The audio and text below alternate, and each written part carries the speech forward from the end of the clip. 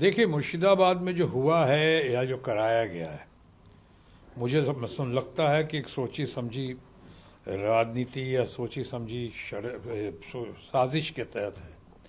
ये इंसानी ज़िंदगी से खेला जा रहा है और हमारे भारतीय जनता पार्टी के मित्रगण जो हैं, अब लगता है उनको बंगाल में कोई काम नहीं रह गया है कि एक ही मुद्दा उनके लिए किसी तरह से दीदी को, खासकर ममता जी को, जो आज देश के अंदर सबसे ज़्यादा लोकप्रिय तो हैं ही, कद्दावर हैं, सबसे प्रोमिनेंट हैं, सबसे इम्पोर्टेंट लीडर हैं ममता बनर्जी, लेकिन साथ ही साथ ये भी महसूस करते हैं लोग कि देश में अभी एक ही महिला मुख्यमंत्री है और उसके साथ साथ महिला मुख्यमंत्री का जो करिश्मा देखा है उन्होंने कि आज तक भारतीय जनता पार्टी कुछ भी कर ले उसके बावजूद अपनी जगह नहीं बना पाई है।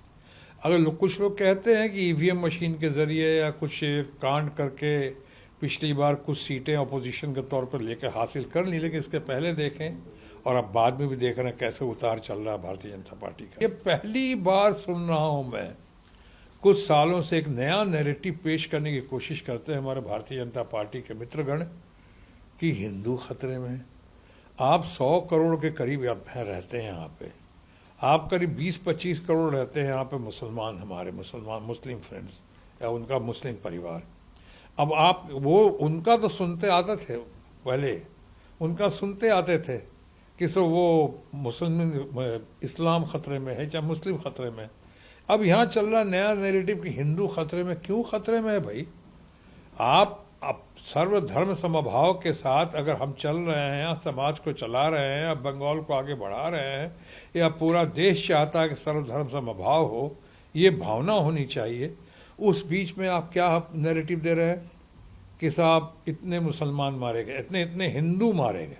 हिंदू नहीं मारे गए, मुसलमान भी नहीं मारे गए, सबसे पहले भारत माँ की संतान मारे गए, हमारे अपने लोग मारे गए। सर्वधर्म समभाव का तकाजा है कि जो हमारे भारत देश में है और जो भारतीयता जिसके अंदर है, जिसके अंदर भारतीयता है, जो भारत को मानता है, जो भारत का नागरिक है, वो सब भारत माँ की संतान है। चाहे किसी जाति का हो, किसी जात का हो, किसी मजहब का हो, किसी धर्म का हो। दुनिया देख रही है कि ये बिल्कुल पॉलिटिकल मामला दिख रहा है, सारा पॉलिटिक्स से भरा हुआ, राजनीतिक बदले के लिए या राजनीतिक ड्रामा है। ये सब क्या कर रहे हैं आप? सब पब्लिक जान रही, किसी से पूछ लें आप। इन्होंने अभी तक इतने ज़्यादा ईडी को आपने इस्तेमाल किया है या दुरुपयोग किया है इन संस्थाओं का कि साहब 95-96% केसेज आज तक आए हैं। कन्विक्शन रेट तो आपका 0 के बराबर ही है करीब, लेकिन 95-96% लोगों पर जो केस हुआ है वो सिर्फ अपोजिशन के लोगों पे ही हुआ है। ये क्या तमाशा है?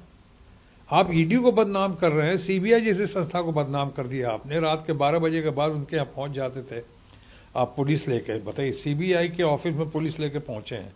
ये सब अच्छा केस कोई आ गया उसको दबाने के लिए, उसको रोकने के लिए।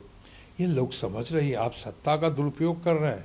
कि जिस तरह से राम जन्मभूमि का फैसला हुआ, बहुत लोग उसमें सवालिया निशान खड़ा कर रहे थे कि क्या हुआ, ऐसा कैसे हो गया, या 2 महीने के अंदर में, 3 महीने के अंदर में। लोग कहते थे, अभी भी कहते हैं कि राज्यसभा में कैसे चलेगा चीफ जस्टिस, कोई कूलिंग पीरियड नहीं, कुछ नहीं, चीफ जस्टिस चलेगा वहाँ। लेकिन हम सब लोग इस बात को मानते थे और कहते हैं अभी भी, जैसा आपने कहा कि भाई सुप्रीम कोर्ट है। अब सुप्रीम कोर्ट का कोई फैसला पसंद ना भी आए तो उसके बाद कहाँ जाएं, किसको बोलेंगे हम लोग? तो सुप्रीम कोर्ट का फैसला सुप्रीम है, हम उसमें आस्था है हमारी, हम विश्वास है उसमें, और हमको करना भी चाहिए। सुप्रीम कोर्ट पे सवाल उठाने का कोई सवाल नहीं पैदा होता है। और आप अपनी बुद्धि से तमाम जजेस की बुद्धि को जज करेंगे, जिसके पीछे आर्गूमेंट लगा है, जिसके पीछे इतने सालों की मेहनत हुई है, इस तरह से अचानक जोश में आप कह जाएं तो मैं नहीं समझता वो ठीक होगा।